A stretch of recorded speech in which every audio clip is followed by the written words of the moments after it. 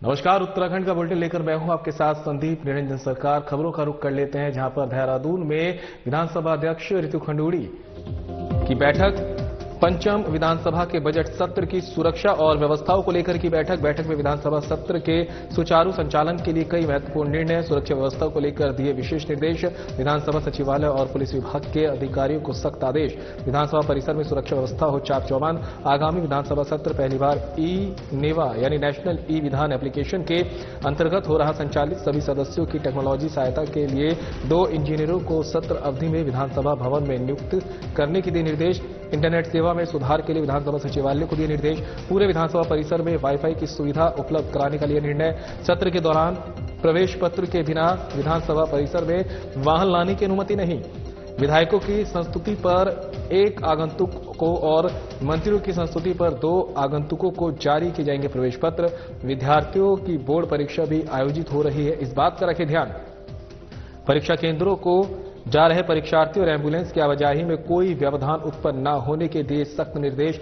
Board exam के लिए जा रहे बच्चों को विधानसभा के बजट सत्र के वजह से ट्रैफिक में कोई परेशानी न आए, ये निर्देश दिए गए हैं। रितु खंडूड़ी भूषण की तरफ से ट्रैफिक एडवाइजरी और स्कूलों को एडवाइजरी करें सुनिश्चित। सदन में अनुशासन बनाए रखने के लिए सभी के मोबाइल फोन के इस्तेमाल पर लगाई रोक। सत्र की पूरी कार्रवाई की वीडियो रिकॉर्डिंग और वेबकास्टिंग सूचना एवं लोक संपर्क विभाग IETDA द्वारा की जाएगी। विधानसभा की कार्रवाई जनता तक पहुंच सके पूरी पारदर्शिता के साथ अग्निशमन विभाग के अधिकारियों को सतर्क रहने के निर्देश।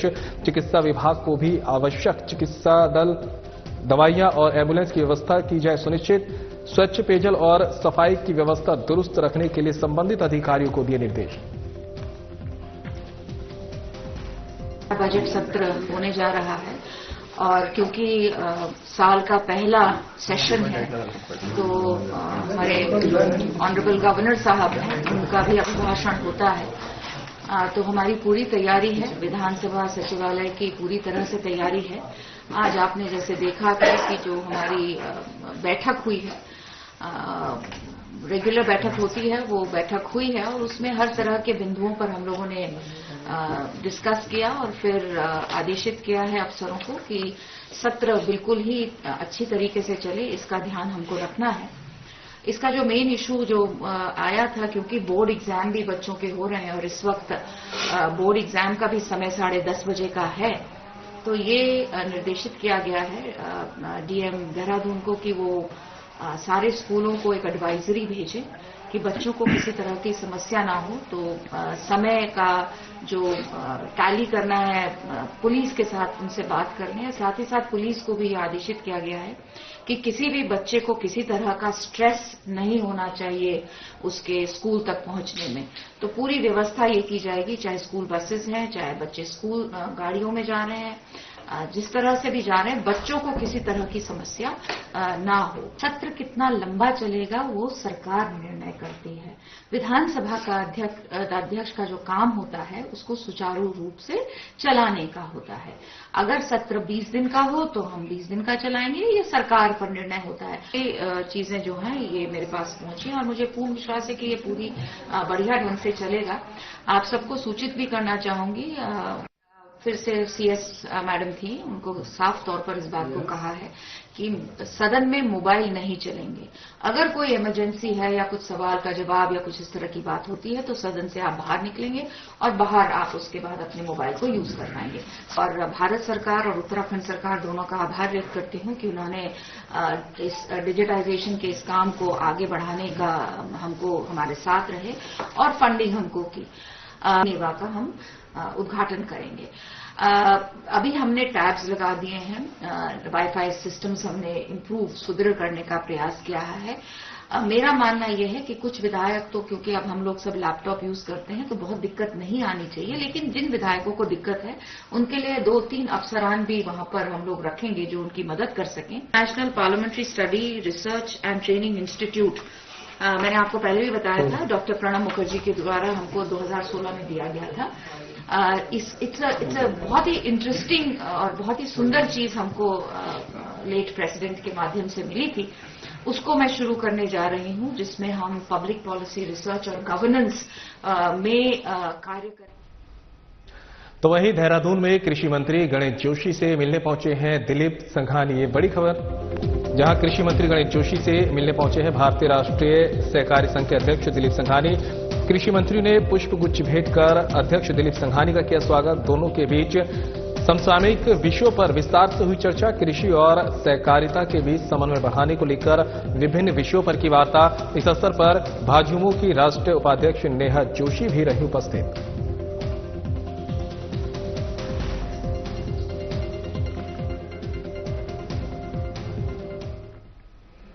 हर वर्ष की तरह इस वर्ष भी 1 मार्च से 7 मार्च तक योग फेस्टिवल धूमधाम से मनाया जाएगा। योग फेस्टिवल मुनि की रेती स्थित गढ़वाल मंडल विकास निगम के अतिथि गृह में होगा। फेस्टिवल में देश ही नहीं बल्कि विदेशों से भी योग गुरु और योग साधक पहुंचेंगे। फेस्टिवल का सुरक्षित और व्यवस्थित तरीके से संपन्न कराने की तैयारी पूरी हो चुकी है। गढ़वाल मंडल विकास निगम के एमडी विशाल मिश्रा ने इस संबंध में प्रेस कॉन्फ्रेंस भी की है। उन्होंने बताया कि योग फेस्टिवल में योग के अलावा कई प्रकार की एक्टिविटी भी होगी जो हेल्थ वेलनेस पर आधारित होगी। देश विदेश से आने वाले योग गुरु और योग साधकों के रहने खाने पीने की पूरी व्यवस्था कर ली गई है। 7 दिन तक चलने वाले योग फेस्टिवल में आने वाले योग गुरु और योग साधकों को उत्तराखंड की संस्कृति से भी रूबरू कराया जाएगा और साथ ही उनको उत्तराखंड के पकवान भी चखाए जाएंगे। मंडल विकास निगम के द्वारा 1 मार्च से 7 मार्च के बीच में योग फेस्टिवल यहाँ ऋषिकेश में कराया जाएगा और प्रत्येक दिन योगा के सेशंस होंगे, कल्चरल इवेंट्स भी होंगे, लोकल आर्टिस्ट भी परफॉर्म करेंगे और मोटिवेशनल स्पीकिंग भी करेंगे। इस और प्रवचन भी होंगे जो डाइट के ऊपर, मेंटल हेल्थ के ऊपर होंगे। तो इस प्रकार से एक कंप्लीट वेलनेस का एक पैकेज हम इस बार बना रहे हैं और हमारी टीमें सारी ऑन ग्राउंड हैं। हमारे द्वारा इंस्पेक्शन पूर्व में भी किया गया है और आज भी हम इंस्पेक्शन करेंगे। हमारे जितने शहर के इम्पोर्टेंट स्टेक होल्डर्स हैं उनके साथ हम बातचीत कर रहे हैं, क्योंकि ये योग फेस्टिवल सिर्फ जीएमवीएन का ही एक योग फेस्टिवल नहीं है। ये पूरे शहर, पूरे उत्तराखंड का और पूरे देश भर का एक योग फेस्टिवल है। इसमें देश विदेश से लोग आएंगे।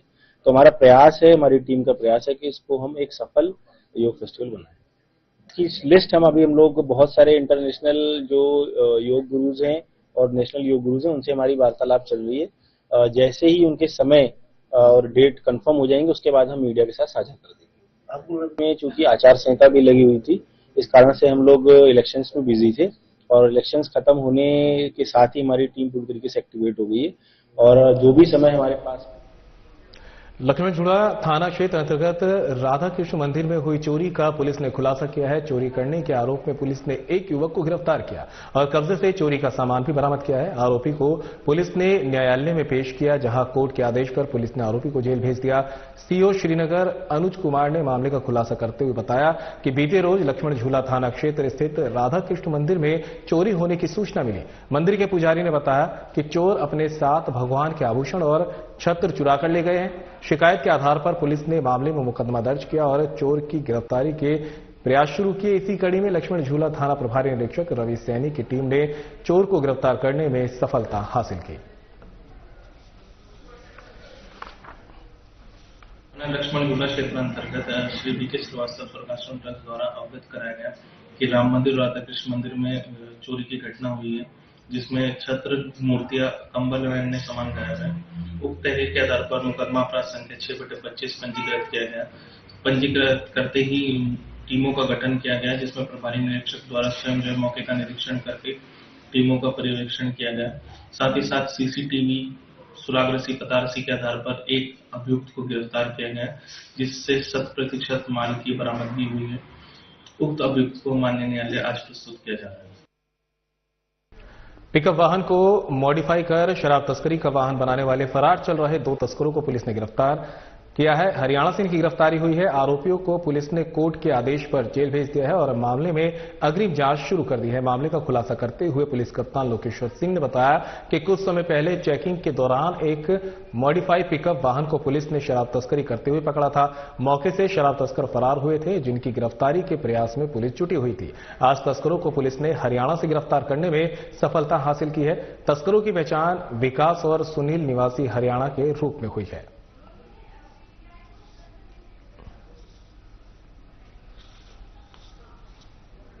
जनपद पौड़ी गढ़वाल पुलिस की टीम के द्वारा 2 अभियुक्तों को हरियाणा से गिरफ्तार किया गया है। ये दोनों अभियुक्त जनपद पौड़ी गढ़वाल व अन्य पहाड़ी क्षेत्रों में हरियाणा से इलीगली लीकर का सप्लाई किया करते थे।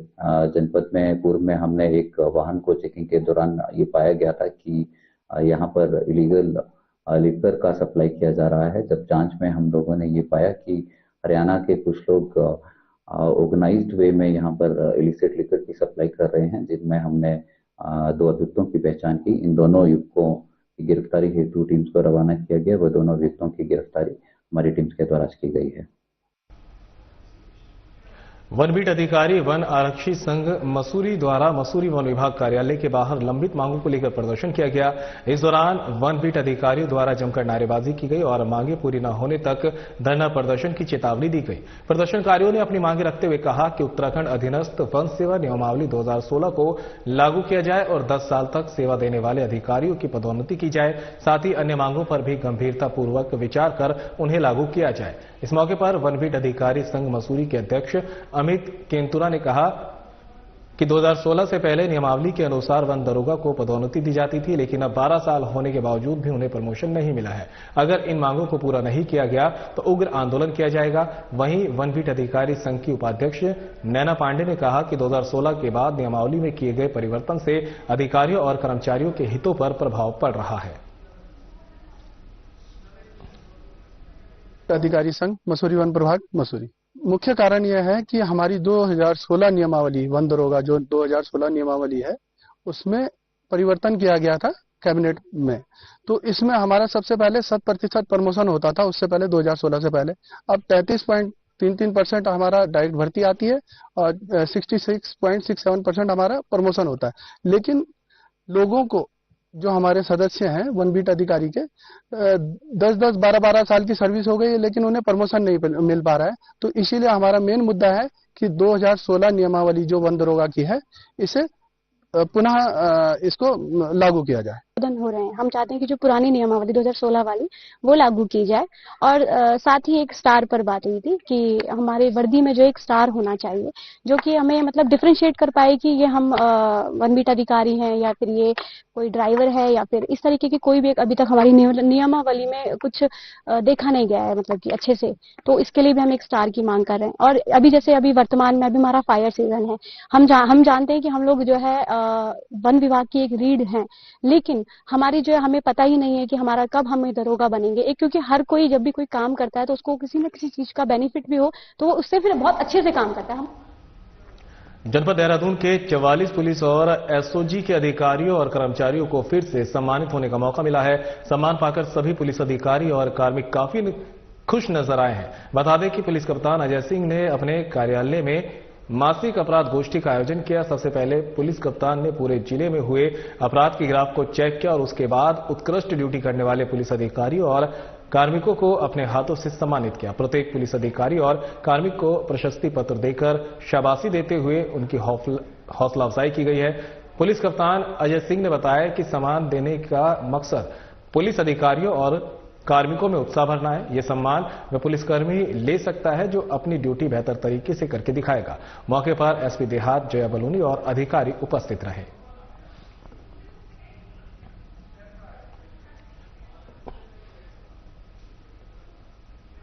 नैनीताल में आगामी फायर सीजन में जंगलों को आग से बचाने को लेकर वन अधिकारी और स्वयं सहायता समूह के साथ ग्रामीणों को जागरूक करते हुए वनाग्नि सुरक्षा गोष्ठी का आयोजन किया गया, जिसमें वन दरोगा चंद्रशेखर जोशी ने ग्रामीणों को आग से वनों को बचाने के लिए प्रेरित कर विस्तार से इसके बारे में जानकारी दी। वनों में अगर आग लग जाती है तो आग को कैसे बुझाए इसके बारे में भी जानकारी दी गई। इस दौरान ग्रामीणों से आग लगाने वाले अराजक तत्वों की जानकारी विभाग की टीम को देने की अपील की गई है। साथ ही वनाग्नि सुरक्षा काल में अच्छा काम करने वालों को पुरस्कृत करने की बात भी कही गई है।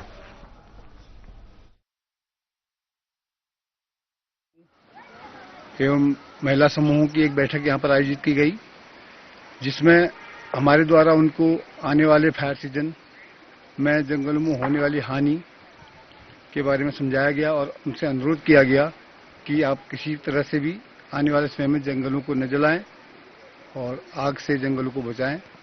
मेरे हैं तो हम भी हैं, हमारे बच्चे भी हैं, हमारा भविष्य भी है। देहरादून में डीएम सविन बंसल की बैठक यूसीसी को लेकर की गई है बैठक और अधिकारियों को दिए आवश्यक दिशा निर्देश। यूसीसी के क्रियान्वयन के संबंध में अधिकारियों के दायित्वों और प्राप्त आवेदनों के निस्तारण के दिए निर्देश। उप जिलाधिकारी के पास प्राप्त आवेदनों के निस्तारण की रिपोर्ट करें प्रस्तुत।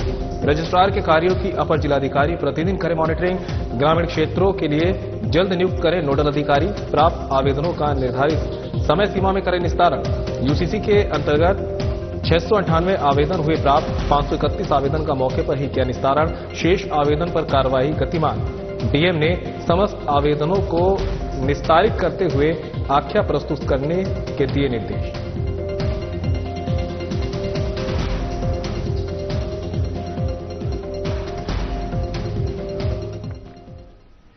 और फिलहाल बुलेटिन में मेरे साथ इतना ही, लेकिन जाते जाते आपको ऋषिकेश के त्रिवेणी घाट ले चलते, जहां पर गंगा आरती का सीधा प्रसारण जारी है।